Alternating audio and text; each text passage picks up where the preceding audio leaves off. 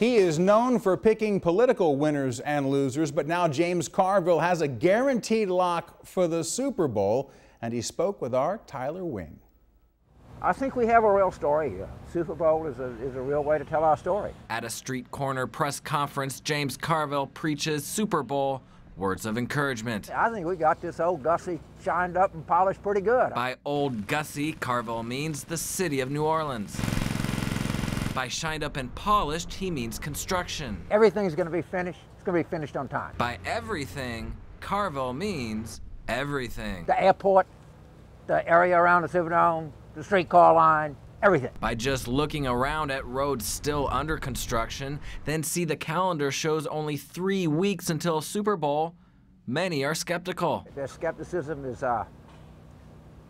understandable. It's going to be difficult for our residents to get around. Carville encourages locals to endure just a few more weeks of traffic headaches and keep their eye on the prize of how this Super Bowl can make a positive impact. Streets are going to be much better, much prettier, in much better condition. That airport is going to be 3 times better than it was. Carville's faith the city of New Orleans will be ready for Super Bowl 47 comes with a personal guarantee. If we got 3 or 4 days to go and it's not done, you can catch me there with a wheelbarrow pouring concrete, I don't know, doing something. You just got to plan a little bit ahead, and this is all going to be over.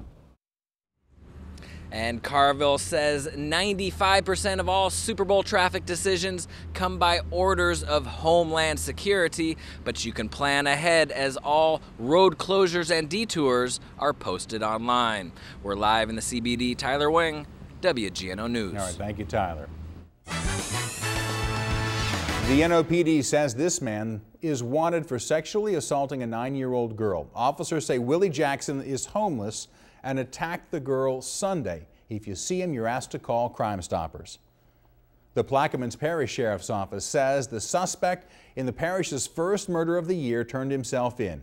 Deputies say John Rivers Sr. called them yesterday, saying he stabbed his girlfriend Wendy Osborne in Belchase.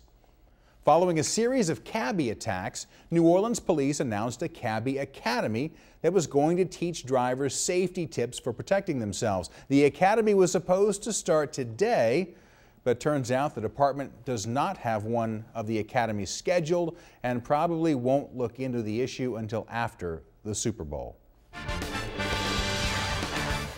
A high-speed commuter ferry slammed into a pier near Wall Street in New York City this morning. 85 people got hurt when the crash knocked them to the deck of the ferry. A Department of Transportation worker says the boat hit the pier with about the same force as a 200-pound bag of cement being dropped from a first-floor window. The ferry pilot passed a breathalyzer test. This afternoon, a crane collapsed in Queens, hurting 7 people. 3 of them had to be extracted from underneath the crane. The cause of the collapse remains under investigation. The Obama administration promises to do something to prevent gun violence even without the approval of Congress. ABC's Karen Travers has the latest on the gun task force led by the vice president. Last month's tragic shooting at Sandy Hook Elementary shook the nation. To the grieving community, President Obama promised action. His first step, putting Vice President Biden in charge of developing the administration's blueprint. Today, Biden sat down with victims groups and gun control advocates. I want to make it clear that we are not going to get caught up in the notion unless we can do everything, we're going to do nothing.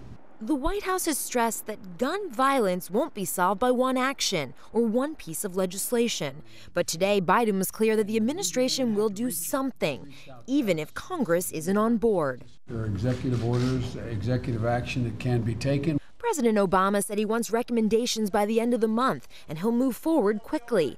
But it's going to be a nasty fight.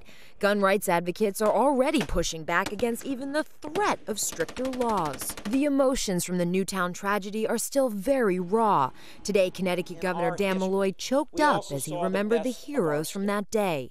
Teachers and a therapist that sacrificed their lives protecting students. He called for a national conversation on gun violence and said his own state will consider a wide range of options. And when it comes to preventing future acts of violence in our schools, let me say this. More guns are not the answer. Tomorrow, Vice President Biden will sit down with gun rights advocates, including representatives from the NRA. Last month, they called for armed guards in every school and vowed to fight any new gun restrictions. Karen Travers, ABC News, Washington. Take a look at these pictures of a family trying to escape a wildfire in Australia. Tammy Holmes and her grandchildren had to take refuge under a dock. The family survived. Record temperatures that fueled the wildfires are starting to cool. The fire destroyed 128 homes.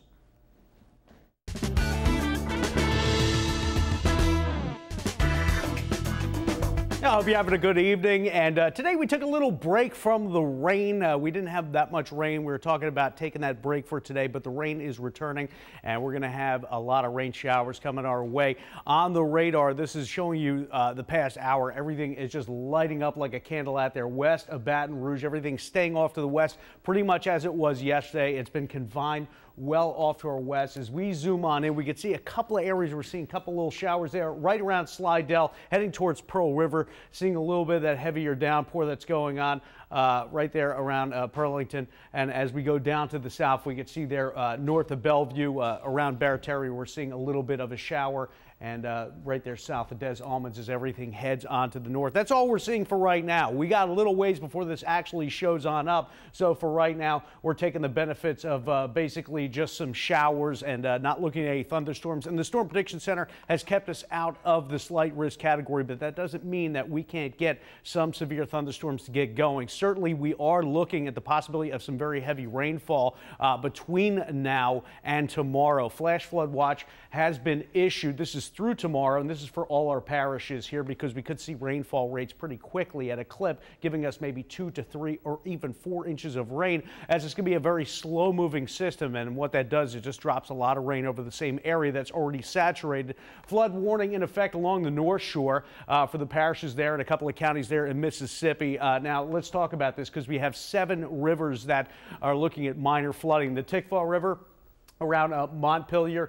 This is until Friday morning. We're also looking at Holden until Saturday evening, and then Tangipahoa River at Robert until Sunday afternoon. Also, the Tchefuncte River, and this is near Covington until Friday evening. The Bogachita near Bush until Sunday afternoon. Probably some of you have already noticed some of these areas that have already received the minor flooding that's going on. Bogafilaya River until Friday evening at Camp Covington, and Boston Street until Sunday evening, and Amite River at Denham Springs until Sunday evening. The Pearl River, we've been watching this one for the past couple weeks. It's no surprise to us. This is until further notice near Bogalusa and near the Pearl River itself. Dense fog advisory in effect. You notice the fog today. It's going to stick with us. In fact, this dense fog advisory goes until 6 a.m. tomorrow morning, and I don't think there'll be any reason why it wouldn't be extended further. This is all the parishes shaded in gray. So we're talking about Orleans Parish, Jefferson Parish, on off to the west as well, St. John, St. Charles, and we go down to the south there in Plaquemines Parish, St. Bernard's as well.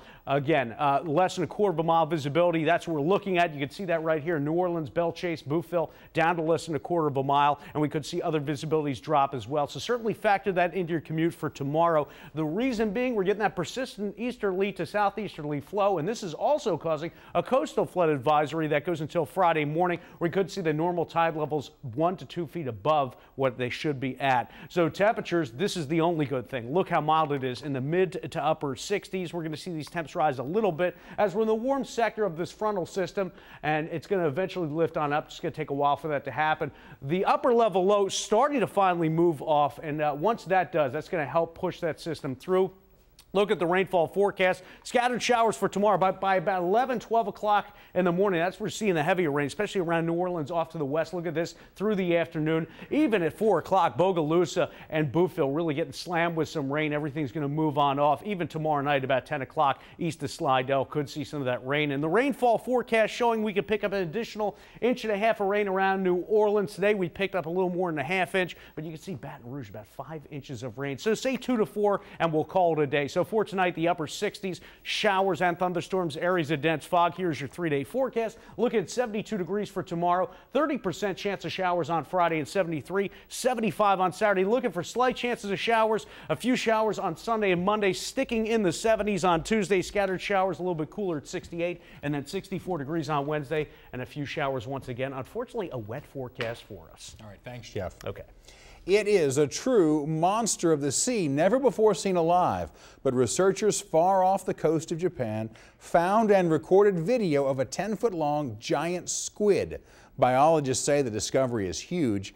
Giant squids have suckers lined with sharp teeth and 2 very long tentacles. You'll be able to see more on the find during an upcoming Discovery Channel special later this month. In sports, one of the Greenies' top football commitments is getting interest from blue and green. Ed Daniels has an update and highlights as Tulane tries to stay perfect at home.